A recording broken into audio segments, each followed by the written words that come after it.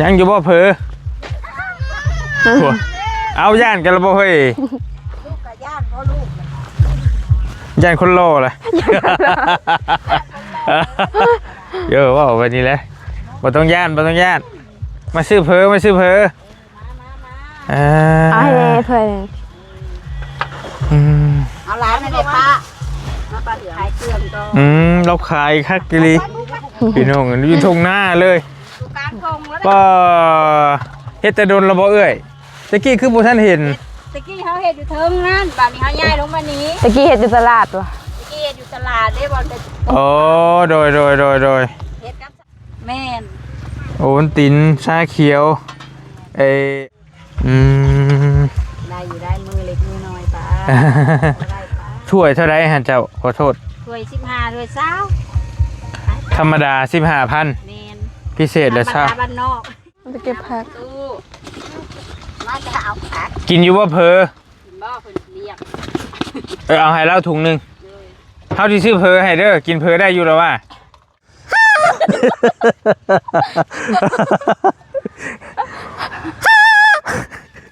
โอ้ดังเลยวะปุ๋ยหอนห้ามรถมาเอื้อนเนาะเอื้อนขอโทษจักชื่อเอื้อนแบบใดมัน5,000บ่โอเคเอาเทลงให้20,000ขอบใจหลายๆซื้อเพิ่มมากินเลยเจ้ากะ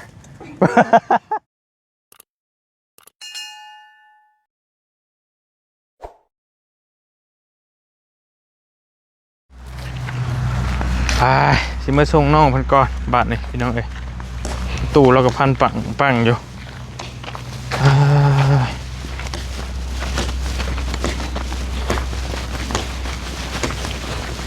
3 รถ 2 รถไปแล้วรถใหญ่อย่างตื่นท่านั้นก็ตื่นนึงก็เต็มแล้วเดี๋ยวเอาอันนั้นไว้ให้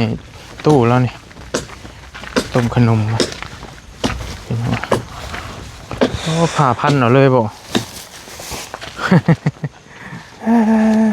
ผมมีเล็กตัดก็คือว่าผู้เดียวบัดนี้ก็ได้มาจากห้างตัวชินอนหนีบ่ไปเล่นก็ได้เป็นอาทิตย์2 อาทิตย์ปลายเลยบ่เรานอนนี่เพื่อที่ทาโชว์ทางมาเห็นเนาะเพื่อไปนุ่งหมูนุ่งหมี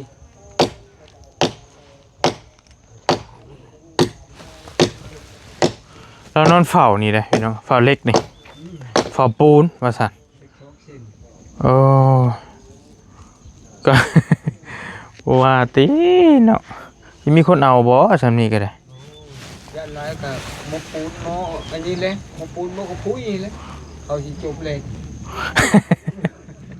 โจมกับพุ้ยเลนกับพุ้ยเนี่ยมาตนาบ่ลูก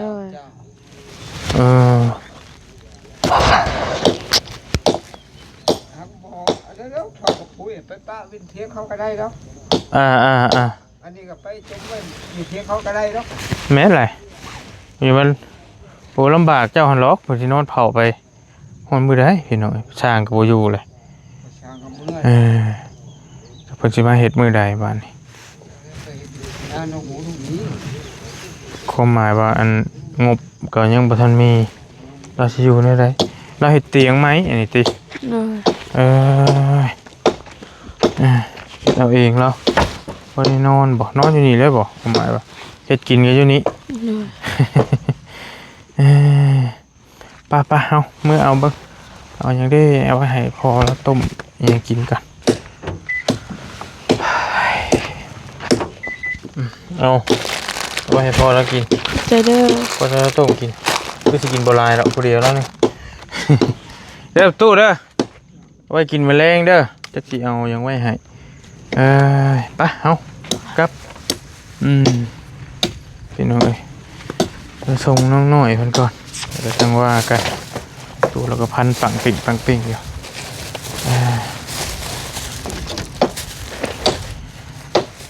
เห็นว่าเจ้าขี้งอนอนกับเมื่อแล้วสิเป็นยังคุมไปบ่เฮียแล้วพี่น้องเอ้ย โยทรมานนอนเท่าไหร่มือเลยเนาะบ่ไหวติเอ้านอนอยู่ผู้เดียวนี่ แต่ก็มืออื่นพุ่นแล้วจังให้ลูกมาแก่ แกไปป้าไว้จะคุมหมายว่างบมันกระเบิดแหละพี่น้องแล้วก็นอน นอนยุ่งกินแล้วก็ทึกบ่ไหวทรมานเราไปส่งน้อยก่อนโอ้ยซับไป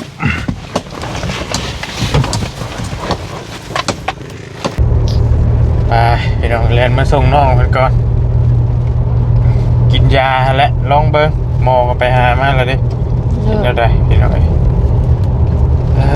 ปวดประจำเดือนเป็นโรคของผู้หญิงผู้หญิงที่ว่าจังได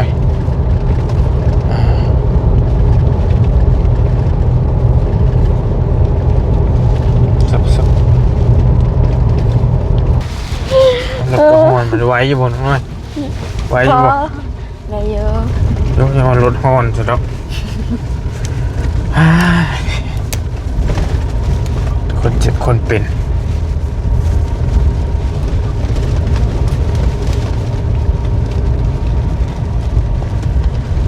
กระเพาะจะเป็นบ่เป็นโรคกระเพาะบ่ บอก ธรรมดาเนาะยังบ่ทันเป็น ยังว่าท่านเป็นบ่ อืม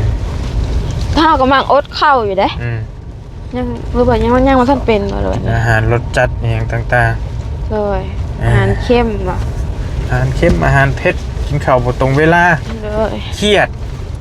โอ้ เครียดหลาย เราก็เครียดหลายอยู่เด้ เป็นนี่แกน เขาว่าวันนี้นะ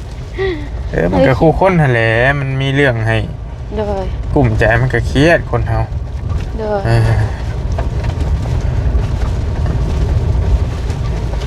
มีอาหารเพอบ่นี่ แม่นเลย โอ้คือมาเปิดแบบไฮเทคแท้ โอ้ โอ้อยู่ตรงหน้าเลยเนาะ แรงมากินก็ ทอดค่ำมาเลย เอาบ่ล่ะ เอาเยอะ ฮะ กินเยอะ เบิ่งกันเลย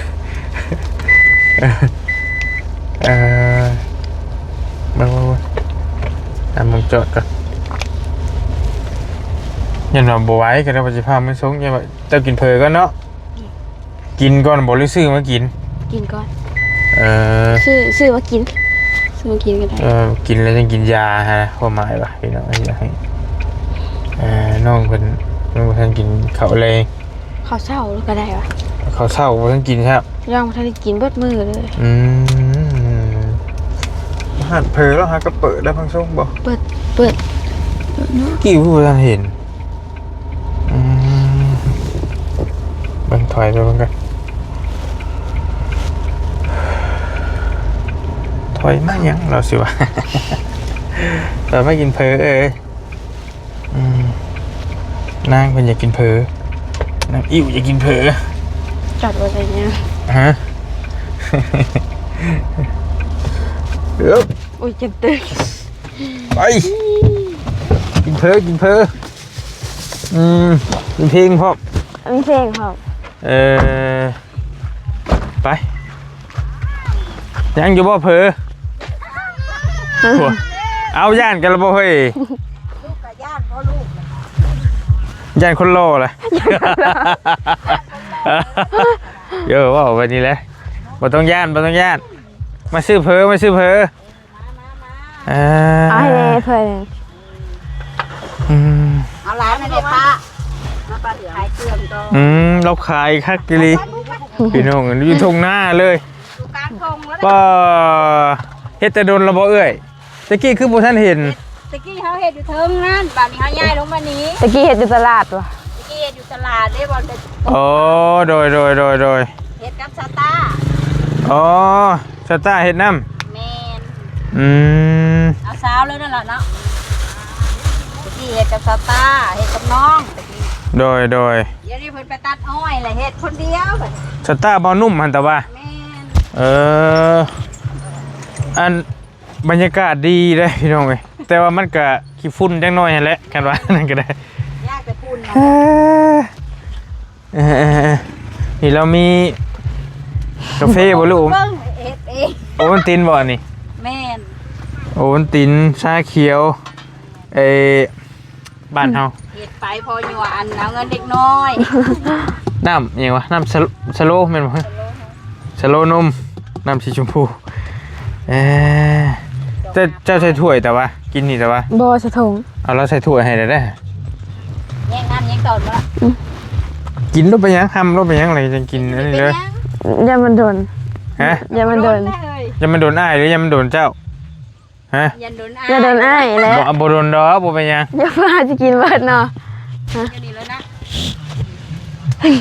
เงินก็ได้อ่ะ กินเพื่อน เอาละแต่สูงให้เด้อ โอ้นี่น้องเอ้ย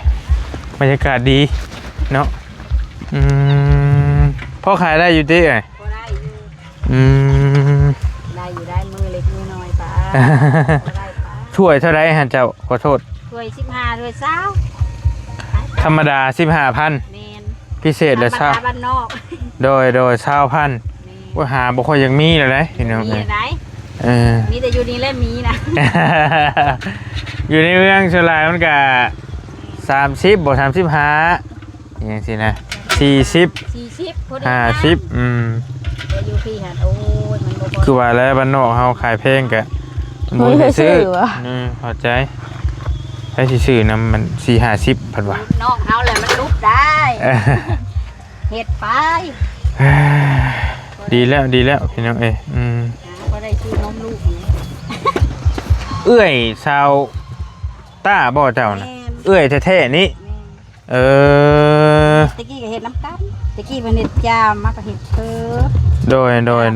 นมเพิ่นก็ได้ ปรุงเอาไหมล่ะ มาปรุงเนาะ เอาไหมแยกน้ำแยกตอน เอาอันนี้ใส่ถุงให้เฮานำนี่ก็ได้ครับสิเอาน้ำเฮาเอา2ถุงจะมากินอยู่เพื่อนเฮากันครับจะกินเป็นที่กันแล้ววะ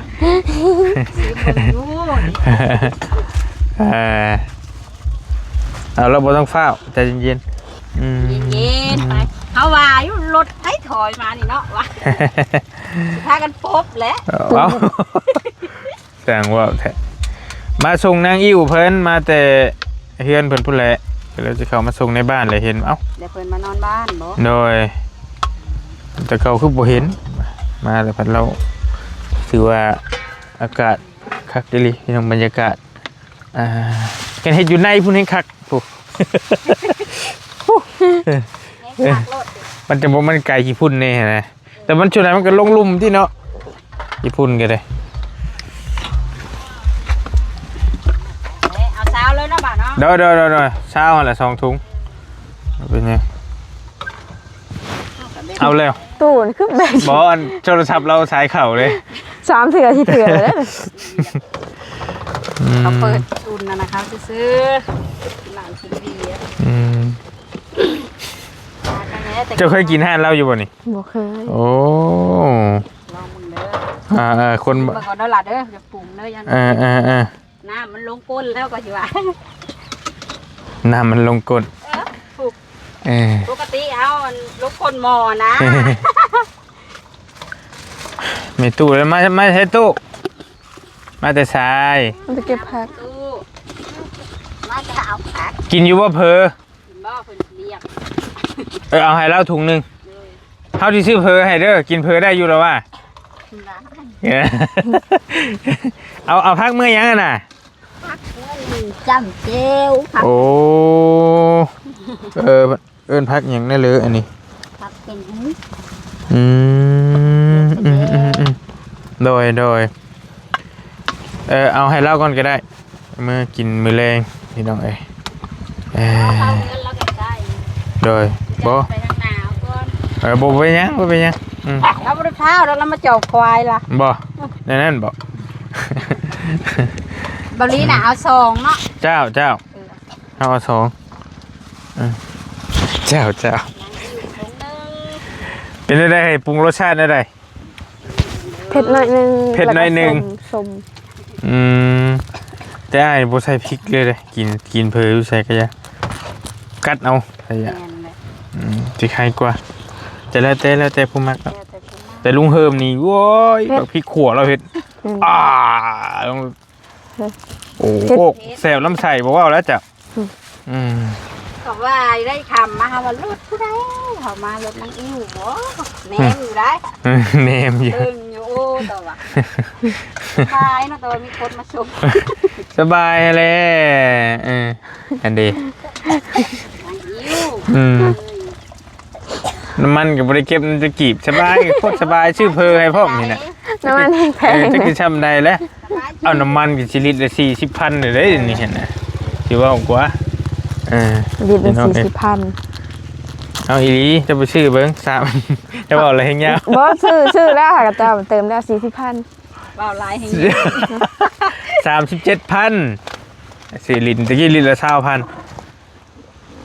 กันเจ้ากินกับเบิดละป่านนี่เอานี่พอดีเจ้าก็เมื่อกินยาเลยนะกูมากินอยู่นี่สิบุรีก็เอารถไรไอ้กันยังว่าบริฟ้าหันเลยใส่รถนะเว้ยลงถ้วยอะไรเอ้ยพอดีแล้วเชื่อเห็ดพอดีกินรถเห็ดพอดีเปลืองทงเชื่อแล้วเอาถุงให้แล้วยังบนใช่ฮะถุงค่ะถุงข้างหลังบอกเข้ามาน้องบนเทถุงนะมันจะบ่ทิบกินรถมาป่านนี้มันกับบ่ฟ้าวดอกยังดอกมันกันเอง มันกันเองมันก็เด้อ1 2 3 20,000นี่ประมาณ30 บาทไทยพี่น้องนี่เบิ่งก็ได้นี่30 บาทนะเต็มถ้วยเต็มถ้วยแต่ว่าเครื่องปรุงก็ซ้ำสมบ้านเฮาแหละมันเครื่องมันน่ะเป็นซีนเป็นหยังกันซ้ำใส่ได้พี่น้องมีลูกซีนมีเลือดให้เขาปรุงอีกบาทพักมือชื่อเพื่อเอาหน่อยเขาไม่เท่ากินอยู่นี่รถบ่ไม่เท่าอยู่บ้านไม่เท่ากินเพื่อนโอเคลูกซีนเขามีอยู่พี่เด้อโดยมีแต่ให้เขาปรุงหน้าไม่ชื่อนี่เนาะซีมาก่อนเด้อกินเบ้อก็สูงค่ะว่ะมากินจะพี่กันเฮ็ดอายได้เฮ็ดหาได้ว่าได้เพิ่นป่านนี้ยังสิอายอยู่กินแล้วมาเอาไม้ไม่ให้ใช่ไหมจะกินก่อนไหมเฮ็ดคือสิดอกสิอายไปทางเด้เบิ่งพี่น้องเครื่องปรุงแล้วนี่บ้านเฮาชนไรเพิ่นสิมักใส่ซอสพริกแต่ว่าอยู่ฝั่งไทยนี่บ่ค่อยมีดอกพี่น้องเพิ่นสิใส่ตัวนี้แต่บ้านเฮามีแทบจะว่าทุกข้านเลยหั่นเผอนี่แหละโดยเป็นยังไงล่ะแซ่บอยู่ป่ะโอเคมาเด้อพี่น้องเด้อบ้านนาแพกทางเข้าบ้านเลยเนาะอยู่หิมทงนามีห้านเดียวมาเลยเห็นเด่นเลยอยู่นี่ขายถึกๆถั่ว15,000พิเศษ20,000โดยแต่เฮากินส้มเฮานะส้มอะไรก็กินได้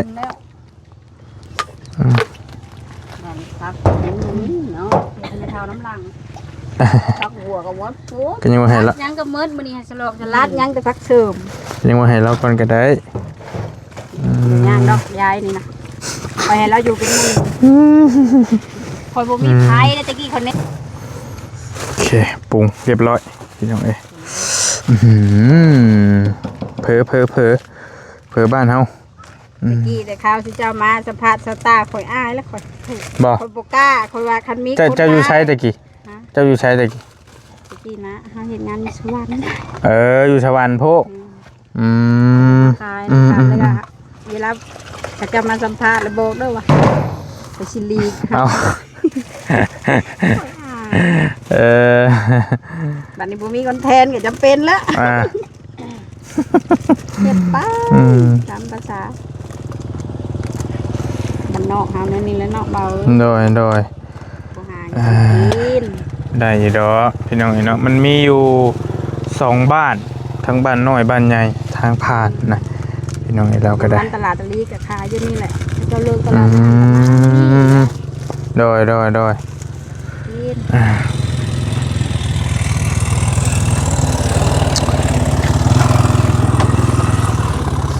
ยังบ่ทันลงยังบ่ทันเตื่องจักดีเลยฮะมันเผ็ดบ่มีอันนี้พร้อมเด้อฮะโอ้มึงให้ลูกสาวเราแบบนี้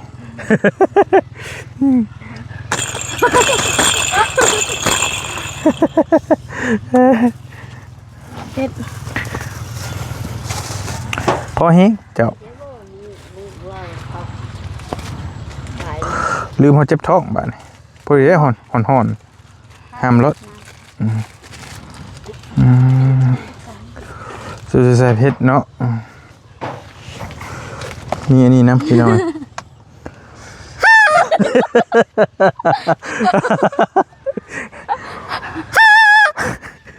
โอ้ดังเลยวะเออคักตกใจเป่ากันเองตกใจกันเองแบบนี้ น้องอิวตกใจ เดี๋ยวตะกร้าเงินแล้วแต่ว่าอันนี้อยู่กินนั่งอยู่ใกล้ๆนี้โว้ยเนาะ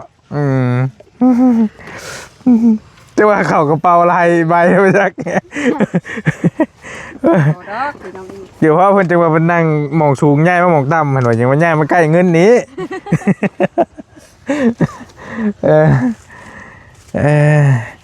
โอเคเดี๋ยวน้องเพิ่นกินเพลก่อนเพราะอะไรห้องท้องบ่ได้กินข้าวแต่เช้าโหว่าซั่นนี่บรรยากาศอยู่ห้านเพลของเอื้อยเพิ่นเอื้อยสาวต้าว่าซั่นเรามาเปิดห้านเพลอยู่หิมทางนี่เลยพี่น้องเนาะถือว่าไฮเทคแฮงห้านเราก็คักลงทุนเฮ็ดเองนะเบิ่งช่วงเราอ่ะมุงเองเองเนาะไม่ได้บัดดำหน้าแล้วก็สิได้เลิกไปเป็นไรท้ายก็อยู่นี่เลย เขาต้องคูดหน่อยเลยเนาะแมนคูนขึ้น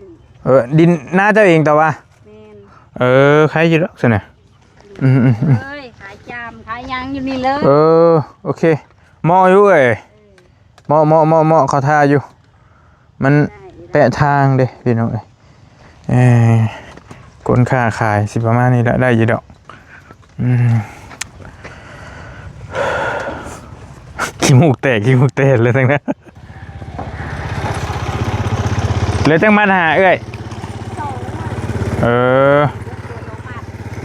เอาเรามาขายห่านเพอไปจักลองเบิ่งก่อนเบิ่งตัวจริงก่อน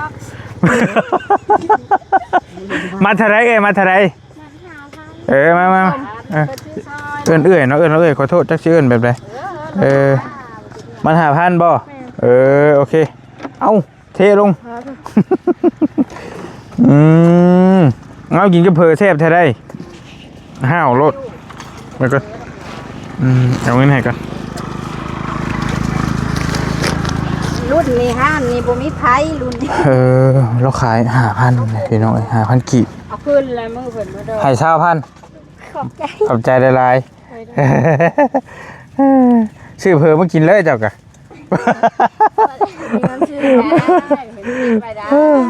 โดยเก็บเราเหลือ2 อันเราสั่งมาได้มักถั่ว2 มัดพี่น้องเนาะพอดีแล้วข่อยสิมากินกับเพอข่อยเจ้าบ่เจ้าบ่กินเอาดึงเอาไหมล่ะปากแข็งเอาดึงเอาแซ่บมัธยาไปจ้ะบัวตีเดี๋ยวให้เราใส่ถุงให้เอาขายดีเนาะบัดนี้โอเคกำลังมาแต่หน้าแต่ว่าชิบัดก่อนแล้วบางทรงเติมน้ำอีกน้ำนัวบ่มีพิสูจน์มาเลยเนาะสูตรเลยไปทางใหม่เลยคนกำลังมาแต่ให้แต่หน้านะพี่น้องงั้นมาเลยก็เพิ่นก็พอได้ขายแปะทางเหือเตะเอ้าบุติดเอได้เฮ้ยเจ้าของงานกันเลยชื่อเอมันติดได้ไม่หาได้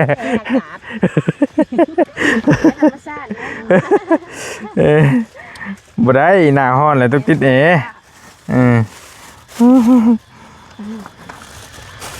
หมักถั่วกันเนาะกระสมเล่าแหละเราก็บริขายเพลงเด้5,000ยาแล้วตากแดดเหือหนอกเลยโอ้เคียงตับโอ้ยโอ้เรียบร้อย เฮือน อ๋อกินลอย ส่งน้องอิวฮอดเฮือน อืม แล้วหลานน้ำก้อนอยู่นี่ แม่กินน้ำก้อนกัน ก้อนอะไรกัน อืมเดี๋ยวน้ำหวานก็มีล่ะเจ้าก็กินแหละ น้ำมันก็มี ให้เราเอาใช้น้ำหวานให้ นี่เอากิน มีตู้มากินเฮือนติอืมขอโทษกินยังเจ้า กินเฟอเราก็เลยถ้วยหนึงบ่อืม พี่เปียกแม่ซื้อมาให้หนึ่ง อืมโดย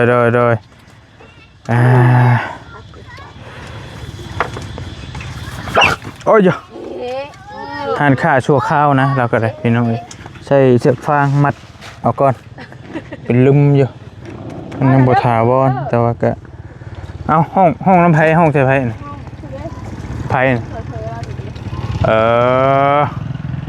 เราอุ้มลูกว่าเอาลูกแทนบ่ ยืนไปไหน เราให้กล้องบ่หรือจังไดบ่เราเอาลูกแทนบ่ เราลูกเอา เรียบร้อยป่ะ เรียบร้อย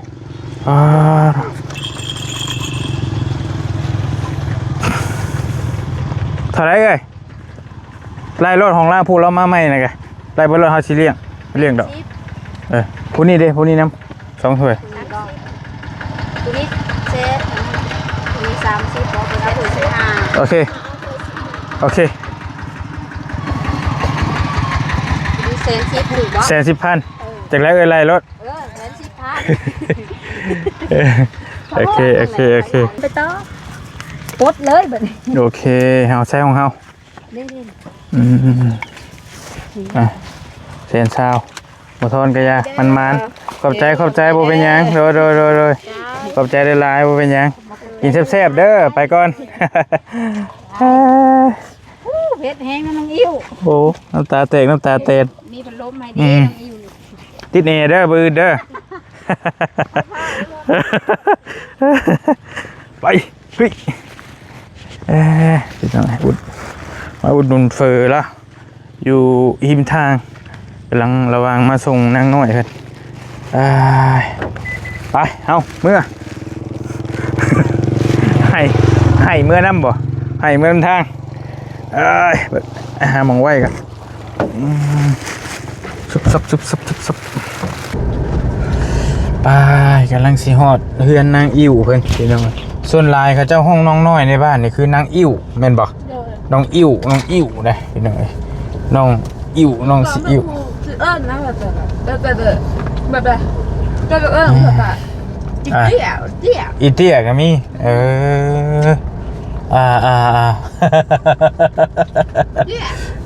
จังสั้นบ่อีเตี้ย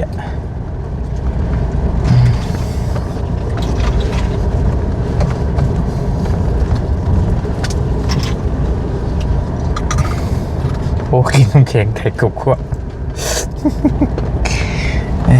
กินยาป่ะนี่นั่นแหละเด้อกินอะไรยาแจ็คอ่านออกอยู่แต่ว่าอ้าวก็เพิ่นว่าให้กินเศร้าบ่แม่นกินหลังอาหารแรงเด้อย่างละเม็ด2 เม็ดไปหั่นน่ะถ้าพูดจะกินตัวใดแบบ แต่แนวบาดกิน5ไปเบิดหั่นแหละเดี๋ยวมันก็เศร้าอีกมัน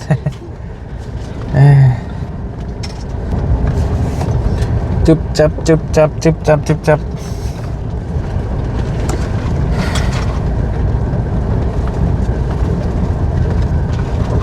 ู่ใส่ไฟมาเฮือนเด้ก็มีไฟอยู่โซลาร์เซลล์สิบ่หอดแล้วโอเคไอเมื่อแล้ววันนี้เด้อขนมมาแม่เมื่อกินกินอยู่บ่ขนมเอาบ่อยากให้ขนมบาดนี่ขอบใจเด้อทีเดียว ขอบใจหลายๆล่ะขอบใจกินยาให้แล้วเนาะนี่แหละก็จังฟังเบิ่งของมักดองจังงดไปอะไรก็ได้โอเคเด้อนี่แหละก็จังว่ากันโอเคเอาเหี้ยจะลดได้ไปเลี้ยงเผลน้องเพิ่นแล้วก็มาโอเคโชคดี ปิดตูซะโอ้พับโอเคบอลี่ขอตัวเดินทางก่อนวันนี้มาส่งนางอิ๋วเพิ่นแล้วก็กระบะน้องเพิ่นอยู่เรื่องเป็นโรคภัยก็จักเฮ็ดได้เป็นน้องอีเนาะก็จังว่ากันได้ก็ได้เป็นโรคเกี่ยวกับมดลูกแล้วก็ให้เพิ่นอันนี้เอานี่แหละคลำเอาอาหารเอานั่นแหละก็จังว่ากันอยู่ดีมีแฮงฝากติดตามน้องเพิ่นแน่น้องน้อยพี่น้องบ๊ายบายเจอกันใหม่ด้วย